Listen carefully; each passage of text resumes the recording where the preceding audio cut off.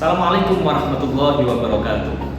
Bismillah, alhamdulillah, wassalatu wassalamu ala rasulillah Sayyidina wa maulana Muhammad ibn Abdillah wa ala alihi wa sahbihi wa mawala. La hawla wa la quwwata illa billah, amma ba'd. Perkenalkan, saya Muhammad Amin, dosen tetap program studi pendidikan Guru Madrasah Ibtidaiyah Universitas Sunan Giri, Surabaya. Mengawali karir saya sejak tahun 2011, saya mengampu beberapa mata kuliah bidang pendidikan, diantaranya pengembangan kurikulum dan perencanaan pembelajaran sesuai dengan bidang keilmuan saya, yakni manajemen pendidikan.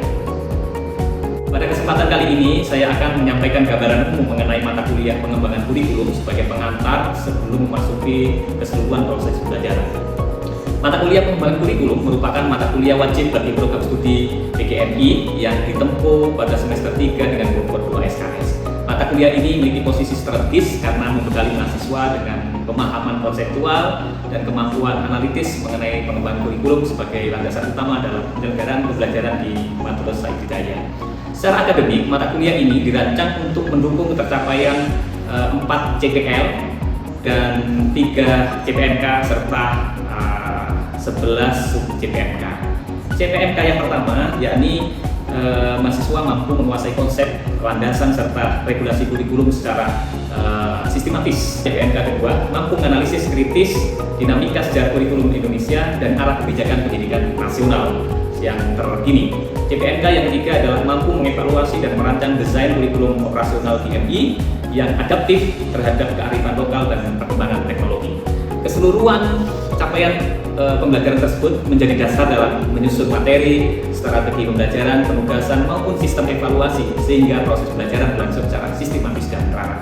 Pelaksanaan perkuliahan ini diselenggarakan selama 16 pertemuan dengan menggunakan pendekatan blended learning, yakni mengintegrasikan pembelajaran tatap muka secara langsung dengan daring melalui LMS Unsuri Surabaya. Seluruh perangkat pembelajaran mulai dari RPS, kontrak perkuliahan, bahan ajar, media, referensi, termasuk penugasan tersedia di dalam LMS sebagai upaya membangun ekosistem pembelajaran yang fleksibel, terdokumentasi, dan berorientasi pada pembelajaran mandiri oleh mahasiswa. Ruang lingkup materi atau topik yang dipelajari di mata kuliah ini tersusun secara berjenjang dan sistematis, dimulai dari hakikat kurikulum, kemudian landasan pengembangan kurikulum, yang kedua model desain kurikulum, dan yang ketiga tentang komponen kurikulum yang meliputi komponen profil lulusan atau secara nasional dikenal dengan standar kompetensi lulusan, yang kedua komponen isi, yang keempat komponen proses pembelajaran, yang keenam adalah evaluasi atau komponen penilaian, dan dilanjutkan dengan dinamika perkembangan kurikulum nasional. Yang selanjutnya struktur kurikulum, karakteristik capaian pembelajaran di Madrasah Ibtidaiyah ini sebagai bentuk kurikulum, pemahaman kurikulum yang terbaru secara nasional. Selanjutnya, mahasiswa diajak untuk melakukan analisis dokumen kurikulum satuan pendidikan DMI dan kemudian diperkuat dengan evaluasi dokumen perencanaan pembelajaran yang bagian satu kesatuan dari dokumen kurikulum. Terakhir, mahasiswa akan melakukan observasi implementasi kurikulum dengan school visit. Melalui rangkaian materi tersebut, mahasiswa diharapkan mampu menghubungkan alasan teoritis dengan realitas implementasi kurikulum di satuan pendidikan DMI. Pendekatan pembelajaran pada mata kuliah ini menggunakan OBE atau Outcome Based Education yang diimplementasikan melalui Student Centered Learning dan didukung dengan blended learning. Proses pembelajaran dirancang agar setiap aktivitas berkontribusi secara langsung terhadap pencapaian pembelajaran mata kuliah. Model pembelajaran yang digunakan meliputi case method, project based learning, collaborative learning, dan berbagai macam model yang lainnya, sehingga mahasiswa tidak hanya memahami konsep pengembangan kurikulum secara teoritis, tapi juga mampu menganalisis dokumen kurikulum secara faktual, mengkaji berbagai kebijakan pendidikan, serta menghasilkan rancangan pembelajaran yang kontekstual. Tahapan pembelajaran diawali dengan orientasi dan eksplorasi konsep, dilanjutkan dengan analisis kasus, diskusi kolaboratif, presentasi hasil, refleksi, serta evaluasi melalui asesmen formatif dan sumatif. Seluruh proses pembelajaran didukung oleh LMS Unsuri sebagai media penyedia materi, penugasan, umpan balik, dan diskusi lainnya. Penilaian pada mata kuliah pengembangan kurikulum dirancang untuk mengukur tercapaian pembelajaran secara komprehensif. Penilaian dilakukan berdasarkan prinsip edukatif, objektif, otentik, transparan, dan berkelanjutan melalui asesmen formatif sumatif. Asesmen dilakukan melalui partisipasi dalam pembelajaran, penugasan, presentasi, analisis studi kasus, proyek, serta UTS dan UAS secara menyeluruh. Seluruh proses penilaian menggunakan rubrik yang mengacu pada indikator ketercapaian pembelajaran sehingga hasil evaluasi dapat dipertanggungjawabkan dan menjadi dasar perbaikan proses pembelajaran. Melalui mata kuliah pengembangan kurikulum diharapkan terbentuk calon pendidik madrasah ibtidaiyah yang memiliki pemahaman komprehensif mengenai konsep, desain, implementasi, dan evaluasi kurikulum, sekaligus memiliki kemampuan merancang pembelajaran yang adaptif terhadap perkembangan kebijakan pendidikan secara nasional, memahami karakteristik peserta didik serta kebutuhan madrasah maupun masyarakat. Akhiran, terima kasih. Wallahu muwaffiq ila aqwamit thoriq. Assalamualaikum warahmatullahi wabarakatuh. Selanjutnya akan kita saksikan bersama cuplikan pembelajaran pada mata kuliah pengembangan kurikulum pada pertemuan yang ke-6 terkait dengan authentic assessment atau penilaian otentik. Selamat menyaksikan. Assalamualaikum warahmatullahi wabarakatuh. Waalaikumsalam warahmatullahi wabarakatuh. Sampai berjumpa kembali teman-teman semuanya. Halo. Habis mana? Alhamdulillah kita semuanya sehat walafiat di pertemuan kali ini. Ada yang tidak masuk? Ada. Siapa? Hasbia. Hasbia. Sama siapa lagi satu lagi kayaknya ini? Kayak belum datang. Sudah ya? Oke, baik. Terima kasih sudah datang tepat waktu. Terima kasih semuanya. Kali ini kita akan belajar terkait dengan penilaian otentik. Ini adalah pertemuan yang ke-6 di mata kuliah pengembangan kurikulum.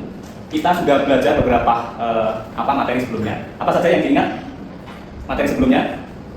Ayo. Komponen, profil lulusan, komponen apa lagi? Isi, proses. Oke. Nah, penilaian atau asesmen ini adalah komponen penting termasuk bagian dari tugas sebagai guru. Kalau guru itu ada 3 hal yang harus dilakukan. Pertama, merancang pembelajaran, melaksanakan. Nah, terakhir ini adalah bagaimana melakukan pengukuran penilaian terhadap hasil belajar. Nah, teman-teman, kita akan di pertemuan kali ini akan membahas terkait detail bagaimana penilaian, khususnya penilaian otentik. Karena penilaian otentik ini adalah penilaian yang sekarang ini lagi digunakan sebagai bagian dari antitesis bentuk-bentuk penilaian sebelumnya. Nah, apa yang akan kita pelajari dalam pertemuan kali ini? Ada 2 hal. Yang pertama nanti akan kita belajar apa itu penilaian otentik atau authentic assessment. Yang kedua kita akan belajar bagaimana paradigma penilaian yang terbaru nanti terkait dengan implementasi kurikulum di Indonesia.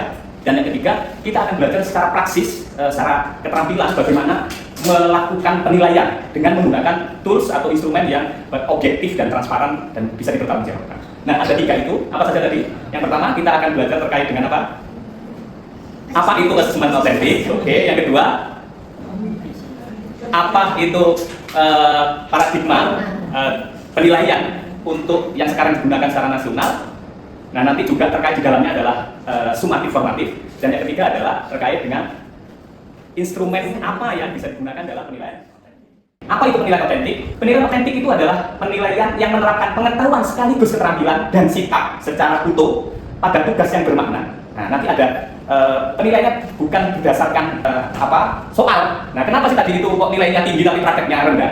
Ya karena selama ini guru menggunakan tes penilaian itu menggunakan bentuknya tes, sehingga yang diukur aspek kognitif yang paling besar dominasinya dari situ, sehingga keterampilan dan afeksinya tidak menjadi ditumbuh kembangkan karena hanya kognitif yang diberikan, karena basisnya tes. Nah, di authentic assessment ini maka yang diinginkan adalah ketiganya ini secara komprehensif, secara utuh dilakukan dengan tugas-tugas yang bermakna, alias basisnya adalah proses pada kegiatan pembelajaran. Nah, layaknya itu adalah dengan kehidupan yang sesungguhnya. Contoh misalnya, nanti kita akan belajar bagaimana melakukan penilaian secara otentik. Nah, setidaknya ada 5 indikator kriteria, karakteristik penting di dalam authentic assessment atau penilaian otentik. Yang pertama adalah basisnya proses dan produk. Nah, ini proses artinya authentic assessment itu nanti penilaiannya basisnya adalah pada proses pembelajaran. Nah, itu. Yang kedua adalah produk. Tidak hanya produk, tetapi prosesnya juga ada. Apa hasilnya anak ketika diberikan tugas, prosesnya dilihat sekaligus hasilnya. Itu secara utuh supaya penilaian itu menyasar untuk semua domain. Yang kedua adalah berbasis kinerja, menunjukkan kompetensi melalui tindakan. Jadi bukan yang dinilai tentang hanya pada hasil tes, tetapi bagaimana dia melakukan. Itu yang bagian dari kriteria. Yang ketiga adalah berbasis kriteria. Penilaiannya itu nanti menggunakan apa? rubrik, instrumen yang itu tidak berdasarkan subjektivitas dulu. Misalnya melihat anak ini kok cantik atau enggak nilainya 90 itu. Tetapi ada instrumen yang digunakan untuk menilai berdasarkan indikator yang sudah ditentukan terkait dengan capaian pembelajaran. Nah, selanjutnya adalah yang keempat kaitannya dengan bermakna dan kontekstual. Supaya ini nanti anak itu mendapatkan capaian pembelajaran itu secara utuh, anak tidak hanya kemudian diajari hal-hal yang sifatnya formalitas atau yang ada di dalam bentuk pengetahuan, tetapi juga nanti pembelajarannya adalah bisa dengan aspek-aspek yang nyata. Contoh misalnya, kalau matematika belajarnya tidak 1 tambah 1 menjadi 2 saja, tetapi ketika aspek nyata apa biasanya dilakukan? Misalnya tentang penjumlahan, apa? Kalau matematika misalnya, anak diajak ke pasar, dikasih uang 1000, nanti suruh belanjakan apa? Nah, ini bagian dari apa aspek nyata, belajar dengan kehidupan. Tidak hanya di papan kelas 1 tambah 1 2, tidak, tapi ada 1 jeruk ditambah 1 jeruk lagi menjadi 2 jeruk. Nah, ini aspek nyatanya. Tapi bermaknanya adalah ketika anak diajak ke pasar itu bagian dari kehidupannya. Authentic assessment itu mengidealisasikan terkait dengan bagaimana anak supaya bermakna pembelajaran ini, maka juga nanti penilaiannya juga mengikuti pembelajarannya. Maka sekarang ini di kurikulum saat ini itu antara pembelajaran dan penilaian itu panduannya jadi satu. Kalau dulu itu kan ada panduan pembelajaran, ada panduan penilaian. Sekarang itu satu, panduan pembelajaran dan assessment, karena tidak bisa dipisahkan. Nah, yang terakhir adalah mendorong adanya refleksi. Ini yang paling penting di assessment otentik itu adalah tujuannya adalah perbaikan pembelajaran, sehingga refleksi itu menjadi poin penting. Yang ini akan mempengaruhi paradigma yang sekarang berkembang saat ini. Nah, kita lanjutkan. Dulu guru ngajar itu melakukan penilaian itu bertumbuh kepada namanya assessment of learning. Apa itu assessment of learning? Penilaiannya dilakukan pada akhir pembelajaran atau akhir semester. Nah, penilaian akhir disebut ini namanya sumatif, ya. Sumatif. Nah, sumatif itu identik penilaian akhir. Penilaian akhir. Ini kata guru itu tidak memperhatikan proses ngajar yang ngajar, terakhir dilakukan penilaian. Nah, bisa tidak bisanya, ya terakhir itu. Ini mengandung risiko. Apa? Kalau paradigma ini yang digunakan, bisa jadi ketika anak tidak ada waktu untuk melakukan apa? Perbaikan. Tidak ada waktu untuk membesarkan anak karena sudah waktunya akhir. Nah, paradigma ini yang dulu banyak digunakan oleh guru, sehingga sekarang ini di kurikulum yang baru, kurikulum Merdeka maupun kurikulum yang sudah diinsersi dengan deep learning itu menggeser bahwa guru penilaian akhir itu ya, tetapi lebih banyak pada penilaian yang berbasis formatif atau yang disebut assessment for learning. Nah, inilah yang sekarang dikembangkan di kurikulum terbaru di nasional. Karena formatif ini tujuannya adalah apa? Umpan balik atau efektif. Sehingga proses-proses otentik itu ya inilah yang paling banyak nanti dilakukan di penilaian apa? Penilaian otentik karena berbasis proses. Penilaian formatif ini adalah tujuannya adalah untuk memberikan feedback, sehingga dalam proses perjalanan ini dilakukan ya, tetapi ini harus dilakukan sebab untuk mengantisipasi atau melakukan mitigasi ketika nanti siswa apa belum mencapai tujuan pembelajaran itu masih ada waktu karena dilakukan pada saat proses pembelajaran. Nah, ini penting. Guru selama ini tidak melakukan formatif ini, assessment formatif ini atau assessment for learning. Nah, ini juga paradigma yang dikembangkan arahnya ke sini. Assessment as learning atau efektif tadi itu. Maka yang diinginkan adalah setiap saat ketika guru melakukan pembelajaran, nah nanti Anda ketika jadi guru, ini lakukan ini setiap saat. Contoh seperti yang saya lakukan tadi itu. Misalnya menanya apakah Anda sudah paham atau tidak. Saya praktekkan sekarang. Oke, apa saja kriteria penilaian otentik yang diingat? Tadi ada berapa? Nah, oke. 1. Produk proses. 2. Apa? Berbasis apa? Itu barusan tadi loh. Berbasis terus berbasis kriteria supaya objektif. Terus kemudian bermakna konteks. Yang kelima, refleksi. Nah, ini termasuk saya melakukan apa? Melakukan tadi reflektif sekaligus bisa jadi nanti kalau ini dilanjutkan bisa menjadi formatif. Nah, ada sampai di sini yang ditanyakan? Ya, silakan. Jadi kan disebutkan kalau assessment for learning sama assessment as learning itu sama-sama dilakukan ketika pertengahan proses pembelajaran, bukan di akhir. Kalau di akhir kan yang sumatif. Sekarang yang di tengah-tengah pembelajaran ini ada dua, yang refleksif sama formatif. Cara melakukannya itu apakah berbeda gitu Pak? Mungkin yang formatif harus tanpa teks atau secara langsung, terus kalau refleksif itu beda lagi. Itu bedanya di mana gitu Pak? Saat pelaksanaannya. Oke, ya. Ini contohnya. Kalau assessment sifatnya itu reflektif, itu bisa menggunakan self assessment atau penilaian diri, atau juga bisa menggunakan peer assessment. Peer assessment itu sesama teman berdua misalnya. Kamu tadi paham nggak kalau tentang ini? Nah, itu namanya peer assessment. Jadi Nanti akan kita coba praktekkan juga gitu. Jadi pemahaman teman dikonfirmasi ke temannya. Itu dan juga bisa jurnal efektif. Bisa guru memberikan sebuah lembar kertas untuk bisa mengetahui tentang anak itu menguasai atau belum terkait dengan materi yang sudah dipelajari. Nah, tadi saya menggunakan pertanyaan-pertanyaan diagnostik atau ngecek tentang pemahaman yang barusan kita praktekkan tadi. Nah, itu formatif. Sehingga ini sekarang ini penilaian itu tidak kaku. Penilaian tidak selalu dengan soal. Guru bertanya secara langsung begini, ini termasuk bagian dari formatif karena tujuannya adalah feedback, umpan balik, bukan untuk menilai. Sekarang pertanyaannya, ini pertanyaannya. TP dengan KD ini selevel, namanya kompetensi yang dipelajari anak. Dulu namanya KD, sekarang TP, tujuan pelajaran. Nah, selesai satu TP atau lebih, guru melakukan asesmen. Pertanyaannya adalah, kalau kurikulum 13, selesai satu KD atau lebih, guru melakukan penilaian, ini disebut sumatif atau formatif? Ayo, sumatif atau formatif? Formatif, betul. Dulu disebut ulangan harian atau penilaian disebut formatif. Nah sekarang, selesai satu TP atau lebih, guru melakukan penilaian di kurikulum Merdeka, itu disebut sumatif. Makanya sekarang di rapot ada sumatif 1, sumatif 2, itu berdasarkan TP-nya ada berapa? Satu semester ada 4 TP, berarti guru melakukan sumatif 1, 2, 3, 4. Kalau dulu ada KD, sebut formatif atau ulangan harian 1, 2, 3, 4, gitu ya. Nah, kenapa kok ini berbeda? Nah, sama-sama sumatif formatif, kurikulum 13 dan kurikulum Merdeka. Berbeda. Ini karena terkait dengan pemaknaan apa sumatif formatif. Dulu kurikulum 13 memaknai formatif itu adalah berdasarkan waktu. Formatif itu. Kalau dilakukan pada proses belajar selama belajar, artinya kalau satu semester ada 4-6 bulan itu berjalan. Kalau di akhir disebut sumatif. Kalau di tengah sebelum akhir berarti semua penilaian itu disebut formatif. Maka ulangan harian disebut formatif. Nah, karena memaknai sumatif dan formatif itu berdasarkan waktu. Kurikulum Merdeka berbeda. Memaknai sumatif dan formatif tidak hanya berdasarkan waktu, tapi berdasarkan fungsi dan tujuannya. Tujuan penilaian formatif ada untuk melakukan refleksi, melakukan feedback, umpan balik. Nah, maka ketika itu tujuannya adalah umpan balik atau feedback, kayak tadi itu, ingin mengetahui tentang bagaimana kepahaman anak atau capaian anak, maka itu disebut formatif. Tujuannya untuk perbaikan pembelajaran. Nah, kalau belum bisa berarti diulangi lagi pembelajaran, kan gitu ya? Kayak tadi, misalnya belum tahu siswa, maka ya diulangi lagi. Ayo, tadi apa? Nah, itu fungsi formatif. Nah, kalau tujuannya adalah melakukan penilaian, bukan feedback, bukan balik, maka itu disebut ini tujuannya. Nah, karena ada tujuan, beda cara memaknainya, dan beda fungsi ketika kurikulum 13 dengan kurikulum Merdeka. Maka sekarang guru melakukan penilaian, satu TP melakukan ulangan karena tujuannya adalah kepingin melihat capaian pembelajaran supaya nanti pindah ke TP selanjutnya. Maka yang dilakukan guru penilaian satu TP pertama ini disebut sumatif karena ingin menilai. Kalau tujuannya adalah melakukan feedback umpan balik, maka bisa dipahami ya. Kalau sumatif dan formatif, bedanya kurikulum Merdeka dengan kurikulum 13. Kalau sumatif kurikulum 13 berdasarkan waktu. Kalau kurikulum Merdeka berdasarkan tujuan dan fungsinya. Ini nanti harus dipahami. Maka paradigmanya bergeser, banyak melakukan formatif karena tujuannya adalah supaya nanti tadi itu tidak di akhir saja menilainya, sehingga ketika anak tidak mencapai tidak ada waktu untuk melakukan feedback atau perbaikan. Oke ya, bisa dipahami ya tentang sumatif formatif konsepnya. Dan dulu menggunakan sumatif formatif, sekarang juga menggunakan.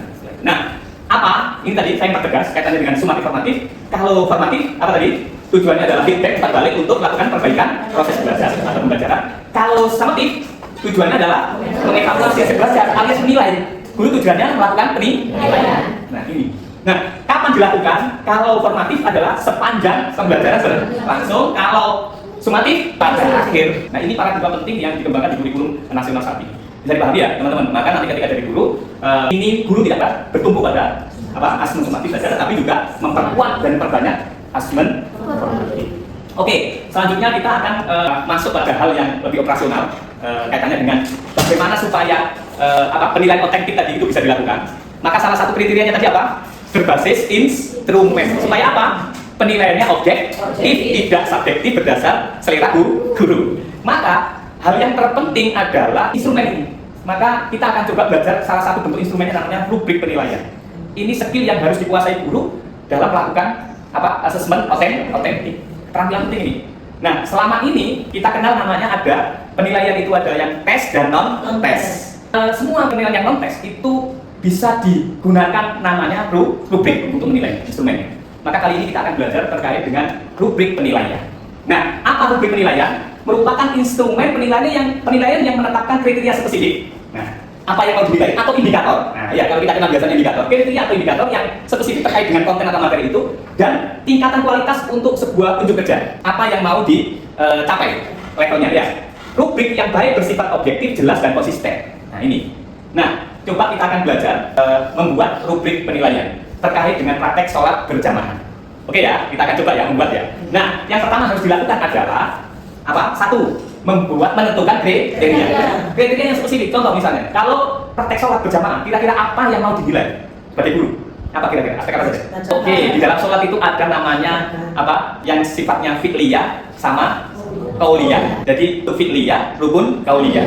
Apa fi'liyah? Yang gerakan tadi itu. Dan ini paling banyak ya.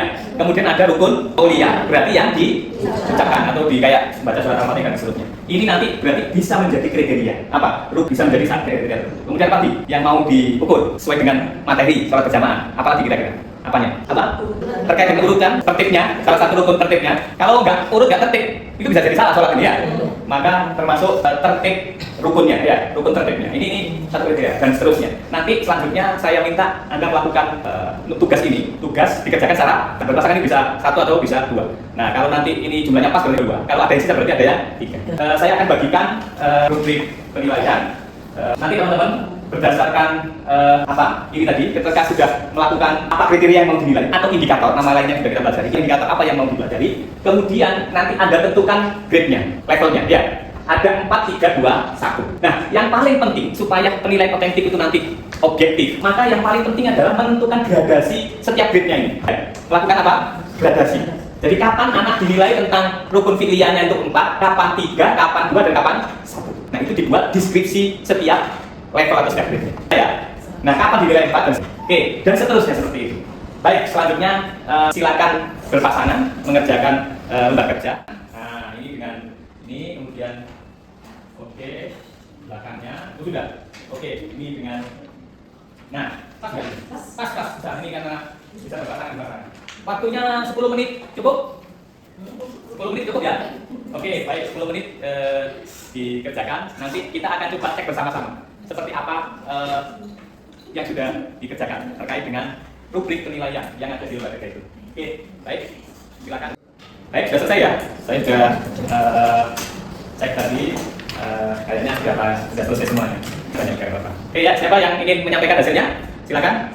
Oke, urut ya, satu dulu mulai yang depan. Silakan. Berdua bisa ya, berdua menyampaikan hasilnya. Oke.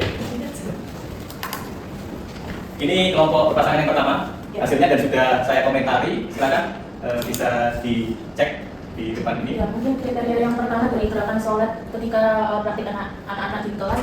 Kriteria yang pertama yang menurut saya itu dari kelancaran bacaan sholat, Pak. Namun nanti dikembangkan lagi sesuai dengan anak-anak masing-masing. Kalau misalkan hafal seluruh bacaan dan lancar, tajwidnya pun benar, maka kita masukkan ke penilaian grade 4. Itu sangat baik. Tapi kalau misalkan hafalan sebagian besar, lancar, tajwid pun sebagian, itu masuknya grade 3. Jadi penilaiannya baik. Namun ketika dia memperhatikan hafalannya itu hanya sebagian dan tersendat, bahkan tajwid pun sangat-sangat kurang, itu nanti masuknya grade 2. Dan grade 1 nanti kita masukkan ke anak-anak yang tidak hafal sama sekali, terbata-bata, harus dituntun dan tajwidnya benar-benar salah.